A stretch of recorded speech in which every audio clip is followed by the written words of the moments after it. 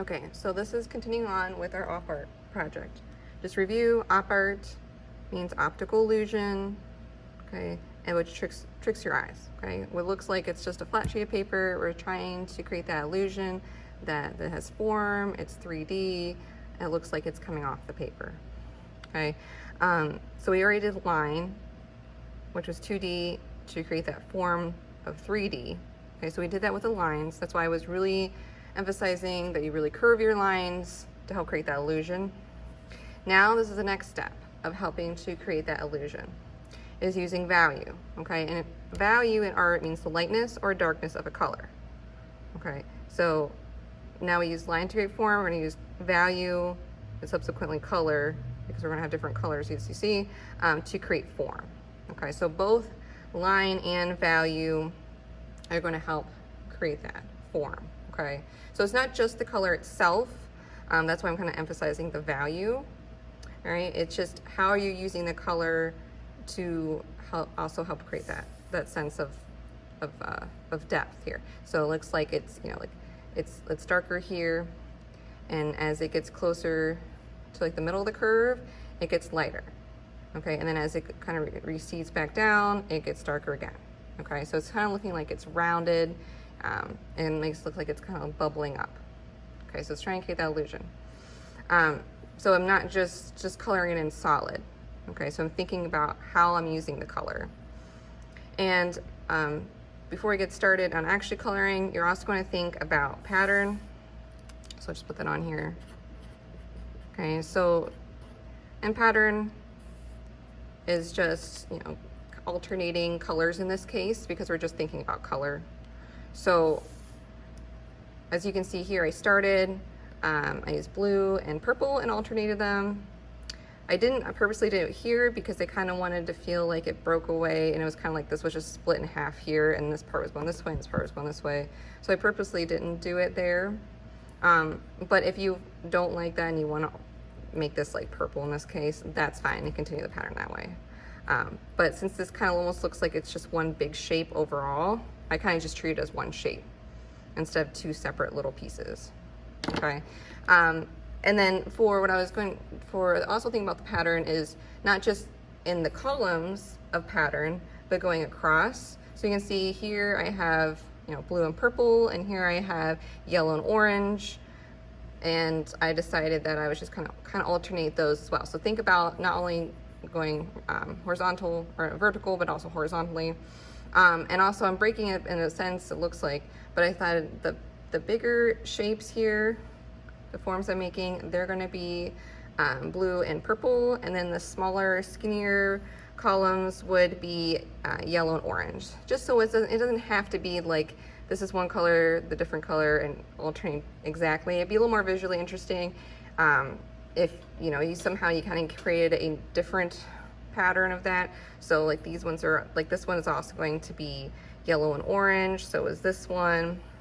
But this one's bigger, so I'm gonna leave that as blue and purple, okay? So that way I just have a few smaller ones that are going to pop out more because they're the lighter colors, and they're just gonna stand out against a lot more of the blue and purple. But even doing blue and purple, you can change it. See, I already started doing the alternate, so where this was blue, this is purple. So you could change it that way too. So just to add a little bit of difference so they're not all exactly the same going across. So even when you're limiting your colors, you still have different opportunities to kind of add variety, right? But really any colors that you want to do, right, is fine. You could do alternating 3 or 4 colors.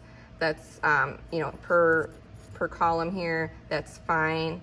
The only color you can't use is white because the paper's already white. So you're not gonna be able to get that value.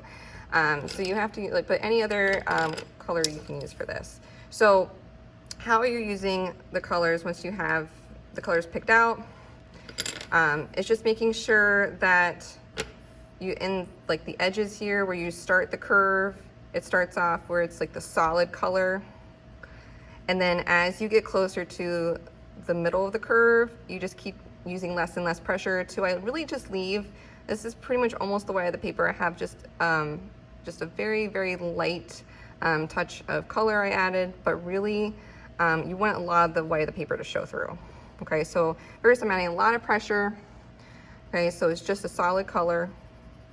And then as I go through, as I move over, each time I kind of move my pencil down around, it's going to get a little bit lighter, see a little bit more of the paper showing through. Okay, and notice I'm kind of using a swirling motion. We don't want any hard lines. It should look like one continuous shape across. Okay, and I'll show you what happens, what it looks like when you don't do that. So I'm showing you how I want you to do it first. Okay, so I always start in the corners and then move up towards the middle. For me, I find it easier, but if you want to go from light and then get more solid color as you go, that's fun too. I just find it easier because it's always easier to build up more color than to take color away, because you can kind of erase color pencil, but not really. And the other thing to think about is, I know we're doing each of these little stripes separately, but the sheen looks like the sheen, because it looks like where this is like lights hitting it. You want that to match up. Okay, you don't want like the sheen to be over here on one and over there on the next, because again, to help that illusion of form, to make this kind of feel like this is all one big shape here, that sheen is going to help create that this looks like this is one kind of object right here, like that. Same thing with this. Okay, you don't want to feel like these are all little separate pieces anymore. So if you kind of feel like you need to add a little bit more color through here to kind of pump up the value some more, you can just kind of lightly keep adding it in. And see, I'm trying to match this to this one. Okay, same thing with this one. So I'm alternating, so I'm going back to blue. And then as I keep moving over, I just use a little less pressure as you go.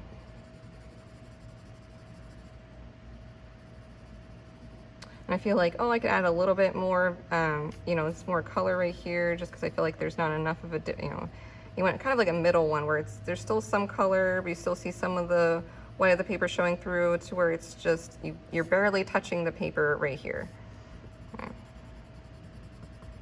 Because it should be a high contrast between the two. I shouldn't be barely able to tell a difference between here to here. It should be a huge difference.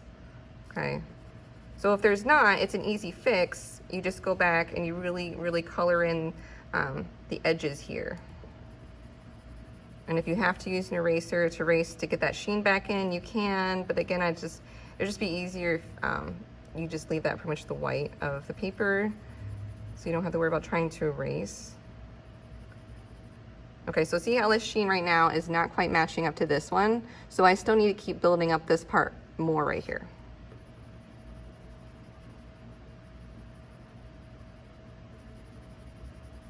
And even like this to this, there's not much of a transition. You want it more, it's called a gradation.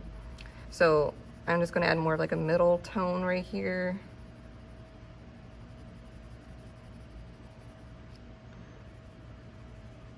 So the wider these are, the more you're at the color. These parts right here, that barely took me any time because there's not much to color. Okay, so you just have just enough room just to color a little bit on the sides, a little tiny bit in the middle, and that's all the room you have. So some things are gonna take longer, and I wanna match this up a little bit more, so I'm gonna go back and fill this in just a little bit more so these match up more. I feel like this is a little more solid shape altogether.